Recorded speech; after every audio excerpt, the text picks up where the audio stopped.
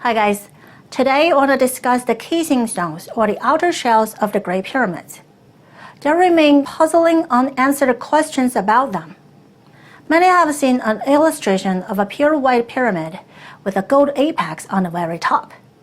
It's assumed that all Egyptian pyramids used to have smooth white limestone casings, though over years these outer layers fall off due to natural and/or human-caused factors, eventually leaving the pyramids with the exposed beige-colored core stones.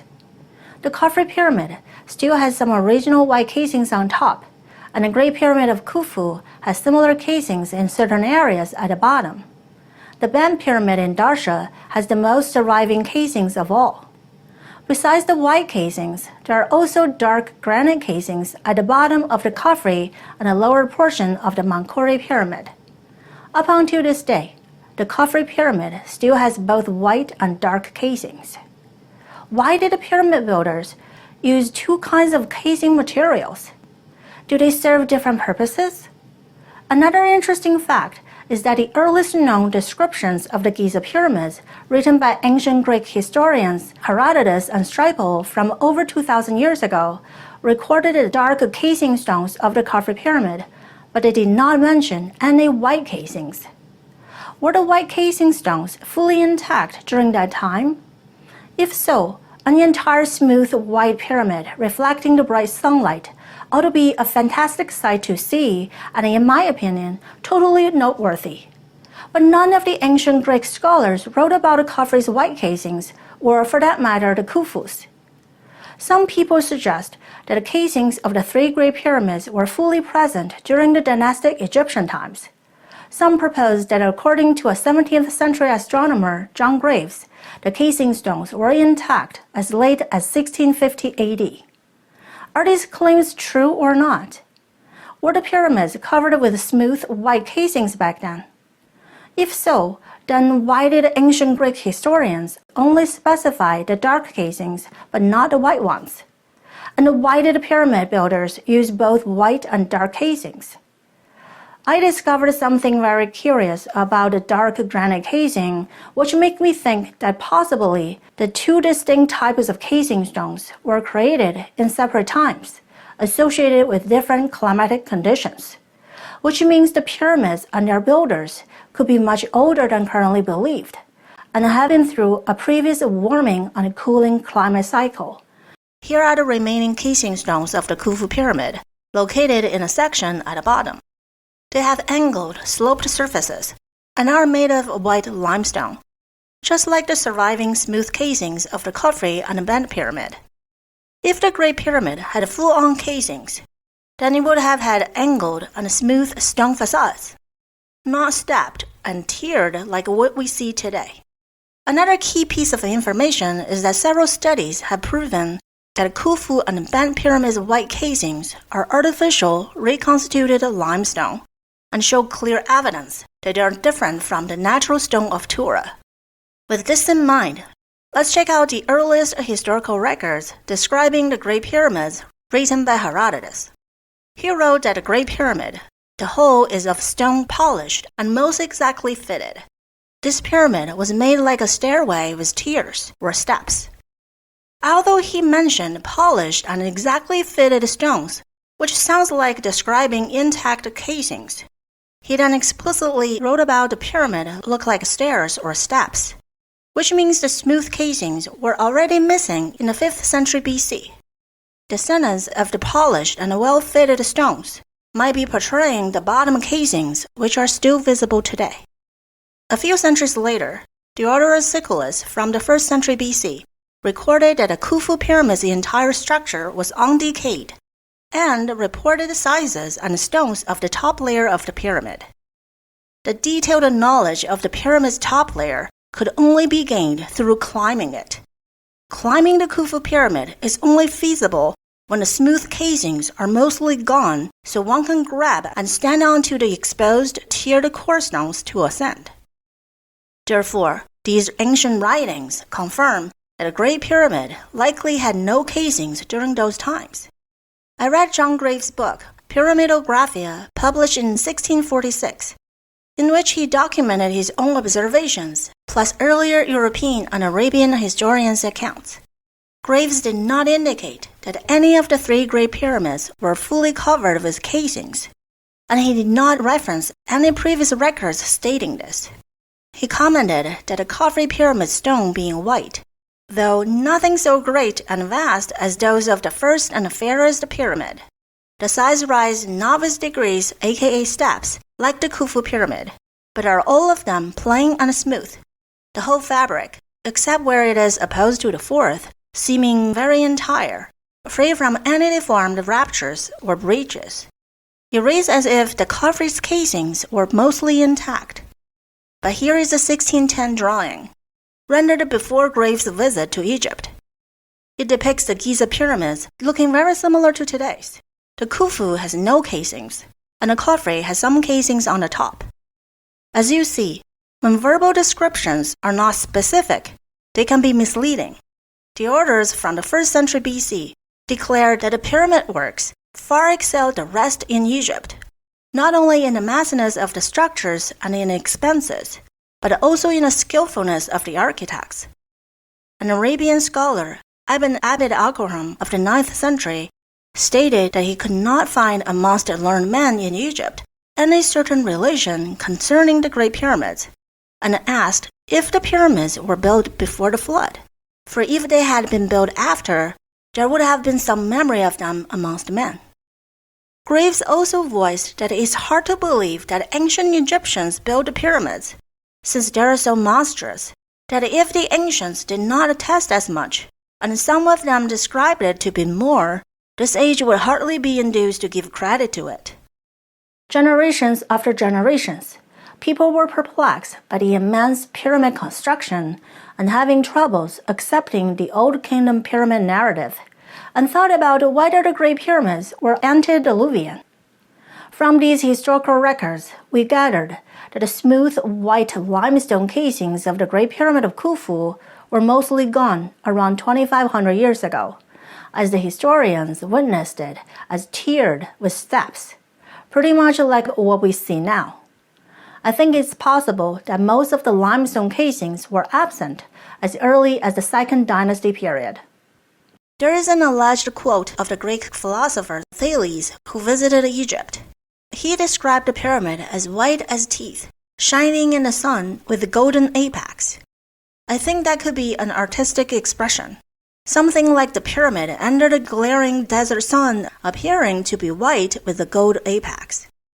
The changing sunlight and clouds can generate very different perceptions to viewers of the Giza pyramids. For example, Graves wrote about that the Menkaure pyramid seems to be of clear and white stone, somewhat choicer and brighter than that in either of the two other pyramids. Because many early scholars, including Herodotus, Herodotus and Strabo, all noted that the Menkaure pyramid is colored with certain black stones, Graves questioned whether any of them had ever been to the site personally. The fact is, the ancient Greek scholars were right. The Menkaure is indeed colored and darker because of its red granite casings at the lower portion. I suspect that Graves' impression of Menkaure being wider and brighter than the other two pyramids could be the sunlight shining at a certain angle on the Menkaure, and during that time, making it look super bright and illuminating. Depending on the lighting conditions of individual spectators, eyewitnesses can be off on their recounting of the pyramid's appearances. Now let's take a look at the darker granite casings. Most Greek scholars put on record that there are darker stones at the bottom of the Khafre and the Menkaure. Why did the builders use different types of casings on the Khafre? Here are the Khafre pyramid bottom casings. Ancient Egyptian stone rubbers tried to use the feather and wedge method to cut away the granite, which left these wedge marks. I noticed something interesting here. The granite casings were made to fit and fill the uneven corestones in the back. Because the conjoining lines between the limestone and the granite are not straight but zigzag. This means many granite casing stones would need to be custom-made, as their shapes would depend on the backing corestones. Other pyramid stones are rectangular blocks. Why are the bottom stones so uneven and random? There is no reason for builders to intentionally do that. Then how do we explain these weird-shaped stones? I don't think these oddities were caused by stone robbers, considering the stones lack of tool marks like wedge holes and saw marks, and the shapes are random and organic. The same custom-made granite casings are present at the Menkaure pyramid as well, with visible zigzag separations between the core stones and granite casings. In this clip, we can see an exposed granite casing stone fit right into the irregular limestone in the back, which resulted in the ragged and uneven conjoining lines between the two types of stones. Why would pyramid builders create these uneven stones? My answer is they did not. I postulate that these irregular core stones got their unusual shapes due to long-term weathering and erosion, and the granite casings were added later on top to maintain and protect the eroded portions and by extension the entire structure. Perhaps the Khafre pyramid was originally sheathed with white limestone casings, though after a while the bottom casings fell apart and disintegrated. Without the protective casings, the exposed core stones started to decay and erode. The pyramid maintenance crew then applied stronger and more durable granite casings in the damaged areas. This means there is likely significant time lapse between the completion of the stacking of the pyramids with the white limestone casings and later granite repair work, because the weathering and erosion damage of the limestone core would have taken some time to accumulate. Since granite casings are at the bottom of the pyramids, it suggests that the most erosion happened close to the ground level. What kind of erosion would have that effect and not create any features? I'm thinking wind erosion. While wind can carry some dust particles higher, the majority of abrasive action happens near the ground due to the dynamics of wind flow. So, the most significant rock abrasion occurs at a relatively low height due to the movement of sand particles bouncing along the surface. A mushroom block is a classic example of wind erosion, with a narrow, relatively smooth bottom and a bigger top. The bent pyramid has the most intact white casings, yet its bottom casings are largely missing. Maybe wind erosion played a role here too. Therefore, I suspect the ancient erosion signs of the pyramid bottom stones are caused by wind erosion. On the Giza plateau, there are other eroded limestone structures which have been repaired with new casings. For instance, the pathway of the Menkaure mortuary temple is cladded with black basalt blocks. The limestone blocks are eroded near the ground level, which is typical for wind erosion. The Valley Temple of Khafre and the Sphinx Temple also have granite casings over eroded limestone cores. Both temples contain massive 100-ton limestone blocks and show a mixture of erosions resulted from wind and water. This curvy bottom part of the Valley Temple limestone core seems to be eroded by wind too. It's logical to presume that these structures were repaired by the same maintenance crew of the Giza pyramids. Speaking of erosion, we cannot ignore that the Sphinx enclosure walls have deep vertical water erosion marks, which only have been caused by rainfall and water runoff over a long period of time. But the Giza plateau region has been very dry since 2600 BC, when the pyramids and Sphinx were supposedly built according to the mainstream academia. This hot desert area receives an average rainfall of 1 inch or 25 millimeters per year.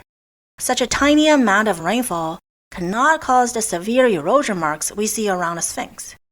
Several geologists thus concluded that the oldest portion of the Sphinx must date back to an earlier time when the climate was humid with more rain. In contrast, the limestone cores of the Sphinx body and two temples mostly show horizontal wind erosion signs. Hence, we have two distinct erosion processes observed here: long-term water erosion and long-term wind erosion. Did these two types of erosions of the Giza pyramid complex take place contemporaneously or separately?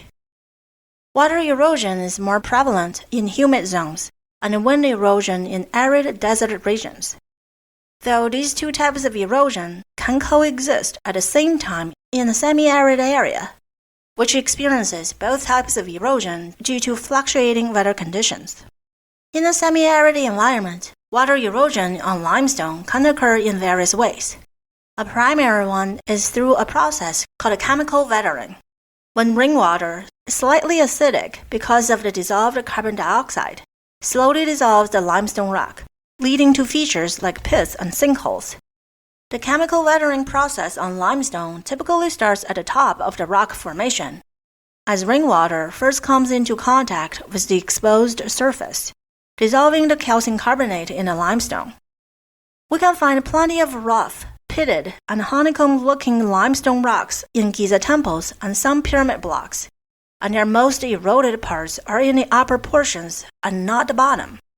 The Khafre pyramid's ground-level limestone blocks next to the granite casings are not pitted. The irregular, uneven, eroded surfaces neither have the pitted chemical weathering appearance nor visible grooves from water erosion, which signals they probably got weathered and eroded during a dry desert climate instead of a more humid, semi-arid phase. Wind erosion is more pronounced in dry desert regions and high altitudes. Wind speed intensifies with increasing height above the ground. The higher you go, the faster wind will be, due to reduced friction with surface obstacles like buildings and trees near ground. Hence, the two lower temples by the Sphinx, which are about 20 meters above sea level, should have experienced much less wind erosion when compared to the three Great Pyramids on top of the plateau. Despite that, the Sphinx body and temple blocks display severe wind erosion signs, which means the pyramids must have endured much more wind. Among the three Great Pyramids, the Menkaure is on the highest altitude of 73 meters above sea level, which signifies it likely received the most wind erosion, thus you would have needed more granite sheathing repair work. And it does in fact have the most granite casings. The Khufu pyramid is at the lowest altitude of 60 meters above sea level, thus possibly suffered the least from the windy weather, as there is no granite casings on the Khufu. Also, the three satellite pyramids on the east side might have mitigated the wind erosion to some degree. As mentioned earlier, scientific studies found that the original limestone casings on some core stones are not natural rock, but artificial limestone concrete. Dynastic and pre-dynastic Egyptians did not present this advanced ability, thus they could not be the ones who built the pyramids, which means the pyramids predate ancient Egypt, and were possibly the remnants of a prehistoric, unknown advanced civilization, which was proficient with large-scale concrete construction. These superb ancient structures are impressive and timeless. Their architects and engineers must have been very sophisticated and knowledgeable, likely on par with us. They would have had thorough and detailed QA/QC analyses on their pyramid designs before the construction began, similar to modern skyscraper architects do wind tunnel tests. These ancient builders should have known that wind erosion would deteriorate these hilltop pyramids and thus use more durable casings at the bottom to counter the abrasion. But they didn't, which makes me think that perhaps the failed limestone casing was not a fault of design, but caused by some unexpected change of nature. Let's not forget the water erosion marks by the Sphinx, which proved that Giza area was once rainier and more humid. Perhaps the wind was not an issue when the pyramids were initially designed and constructed. The architects designed the best pyramid for their time and climate based upon their knowledge at hand, but could not anticipate a severe drought and windy time coming in the way. The following could be what happened. The Great Pyramids was first built with white limestone casings during a time when the climate was relatively humid. The initial casing was smooth, dense, synthetic limestone, which can drain rainwater off quickly and prevent water seeping into the pyramids. This was also the time when the sunken Sphinx Basin was dug to collect runoff from the upper plateau, and two temples in front of the Sphinx were constructed potentially as stormwater drainage treatment facilities. I made a video on the function of the Sphinx temple. The link is at the upper right corner if you want to watch it. Judging by the heavy water erosion marks on the Sphinx enclosure walls, this relatively humid phase lasted for quite some time. Later on, the Giza plateau became colder much drier and desert-like. In the course of this period, the limestone of the pyramids and temples withstood a ton of wind, which left these indelible wind erosion marks. The climatic changes in temperature and moisture might have caused the cracking and deterioration of the pyramid's casings and core stones. The lower pyramid casings were more susceptible to wind erosion since the abrasion is the greatest near the ground level. When the Giza complex maintenance crew deemed the damages needed to be addressed, they collided the badly eroded parts with more durable granite casings at the bottom of the Khafre pyramid, the lower portion of the Menkaure pyramid, and 2 temples by the Sphinx. With that being said, the pyramids and their maintenance upkeep had existed through a climate cycle from relatively humid to very arid. That makes you wonder, just how old are the pyramids? The Giza Plateau became a desert 6,000 to 5,000 years ago. Pre-dynastic Egyptians arrived at the Nile Valley around that time. Before that was the last Green Sahara humid period, with increased rainfall which started around 11,500 years ago. If the pyramids were built by an earlier advanced civilization with concrete or geopolymer technology, then the pyramids and megalithic temples should have been built, eroded, and repaired in a previous climate cycle that went from somewhat humid to arid. Before the current dry phase, there had been a few major dry periods, like the Younger Dryas, Henrik Stadio I, and the last glacial maximum, during which time was the pyramid stone eroded by strong winds. And when did the Sphinx enclosure walls succumb to water erosion? That should have happened before the windy and dry period. I plan to make a video exploring this further on the Sphinx water erosion marks. Okay, let me summarize. The pyramids are pre-existing structures to ancient Egyptians. There are 2 kinds of pyramid casings in Giza: the white reconstituted limestone casing and the red granite ones. The historical records did not indicate that the Great Pyramids had intact casings. On the contrary, said record described the Khufu pyramid being stepped or tiered, which implies that there were likely not much smooth casings left 2,500 years ago. It's possible that the casings were missing even before ancient Egyptians settled within the region. In my last video, I proposed that the widely scattered carbonating results of the gypsum mortar collected between core stones cracks were the patchwork of dynastic Egyptians and cannot represent the true ages of the pyramids. Ancient Egyptians might have found the Great Pyramids without most of their prior casings and patched them up with weak mortar. I theorize that the Giza pyramids with their original white casings were built during a relatively humid time, along with the sunken Sphinx ditch as a stormwater catch basin. When the climate changed and it got super dry and windy, the bottom casing stones decayed and eroded away. The maintenance team did the necessary repairs with the more durable casings. My biggest takeaway is that the Giza pyramids and the megalithic temples might have been built and maintained during the last humid and dry cycle, which could be over 12,000 years ago. What do you think? If you have any insights, please leave me a comment. If you like my video, please subscribe to my channel and share with others. You can also support me on Patreon, which is a monthly charge, or on Buy Me a Coffee. I appreciate your support. This is Curious Being. I'm Tina. Thanks for watching and see you next time.